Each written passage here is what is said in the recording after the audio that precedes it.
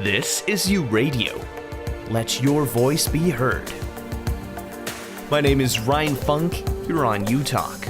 It's a program dedicated to diversity, highlighting native-born and new Canadians' cultures and experiences. I had the pleasure of connecting with Adolfo Cuetara. He's the executive director of the Canadian Fossil Discovery Centre. Adolfo works in the field of paleontology, which means he helps dig up and reconstruct fossils of some really old plants and animals. I asked Adolfo about his move to Canada and adjusting to working in science when English isn't your first language. Yeah, well, my background related to paleontology or dinosaurs. I started to work with dinosaurs in 1998 in a big project. Well, actually, is the biggest project about dinosaurs, about paleontology in Europe. It's a small museum and amusement park in Spain. Is Dinopolis. I was lucky enough to be part of the team from the beginning. I started to work there just like 2 years before the building was finally built. So my very first job with dinosaurs was to go an expedition to Colorado in 1988 to excavate a whole dinosaur there for the project.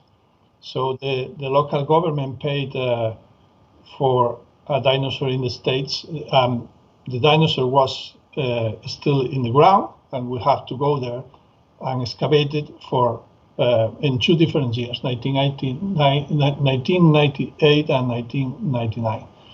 So that's my very first job. And after that, I was involved totally in the project with designing all the exhibitions and assembling the exhibitions and organizing the coordination of all the exhibitions in the project. So I was working there like 2 years just focused in this project, and after that I was the main provider for paleontological resources for Dinopolis during 20 years more. So what kind of spurred that movement to move here to Canada? In 2012 was the year when we decided to move from Spain. Probably was the year where I had more work with this stuff with dinosaurs in Spain. But my wife was a civil servant in Spain. But we were really tired of so many things everything. It was like, I could give you like 500 reasons to do this. Even it was probably my better professional moment that way, but I didn't care. I remember one day I told my wife, probably we have to move, and she told me, that's fine, we can do that. So we started to, a huge research. Actually, we were for more than 2 years, because we were not in a hurry as well. So, but we were looking for a place to go. Canada always likes for many reasons, but at that time I had a job offer from the States, because 2 paleontologists I knew, Martin Lockley is probably the best, the most famous paleontologist in dinosaur footprints. Another American Polish paleontologist. Both were the scientific directors of a new project in Moab, in Utah.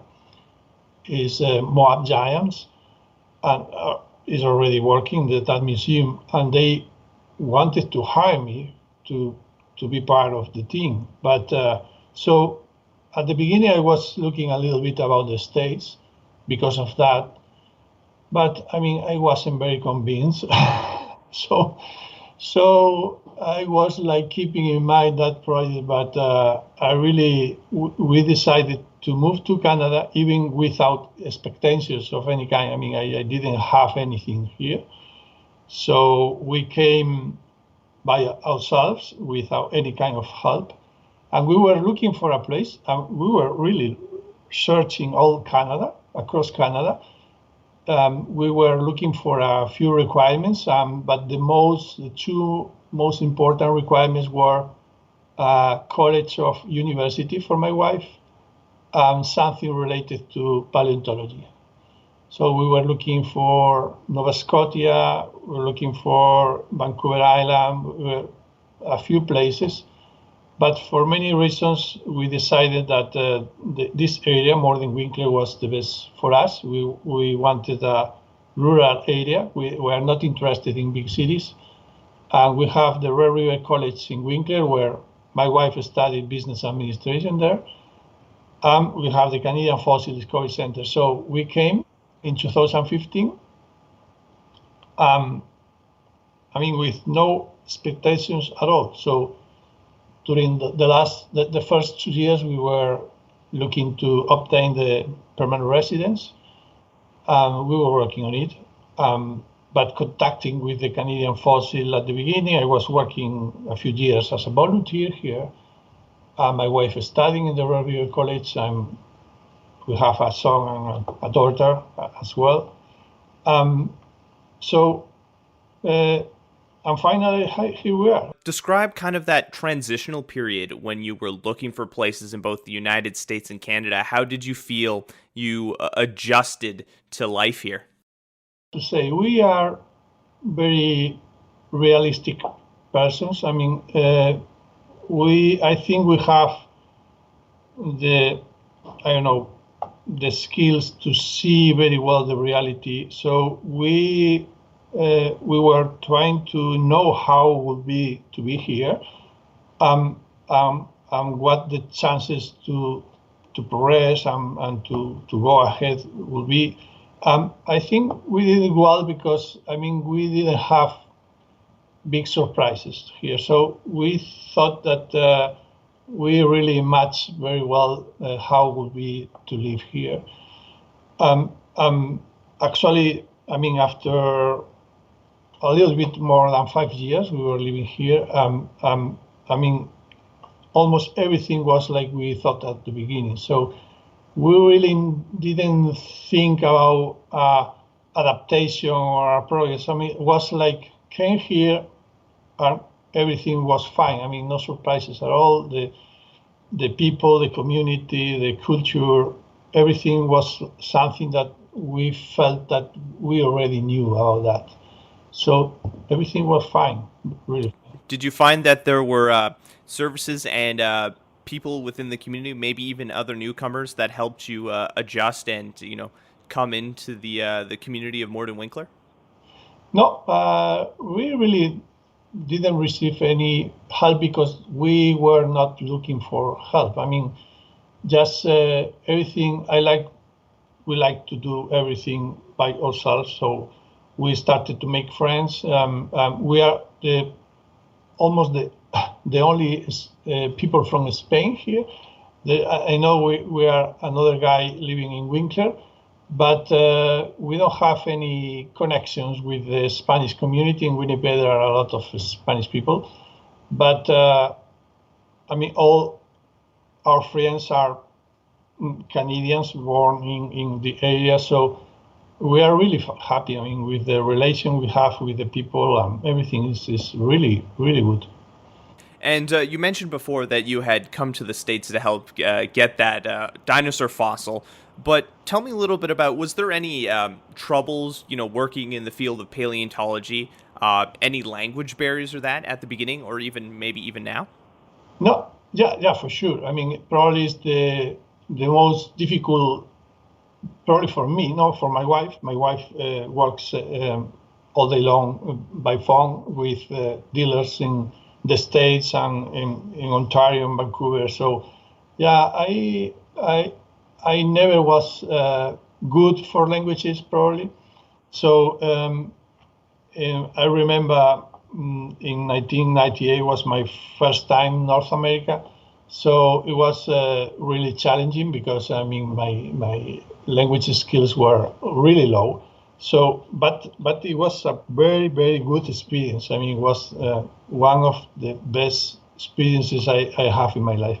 So right now still the language is a little challenging all the time, but I mean I am going ahead with all the projects, all the daily challenges, and I'm okay. I mean, I need that kind of demanding,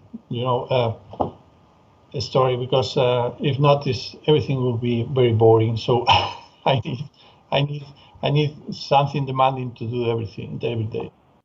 Yeah, keep yourself busy all the time. Do you have any advice or words of encouragement for newcomers that are coming to Canada and are wanting to get into, the field of either paleontology or some other sciences? Do you have any words that you'd like to share with them? Well, that this world uh, is actually very small. I mean, the world of paleontology in all around the world is small. It works very similar in every.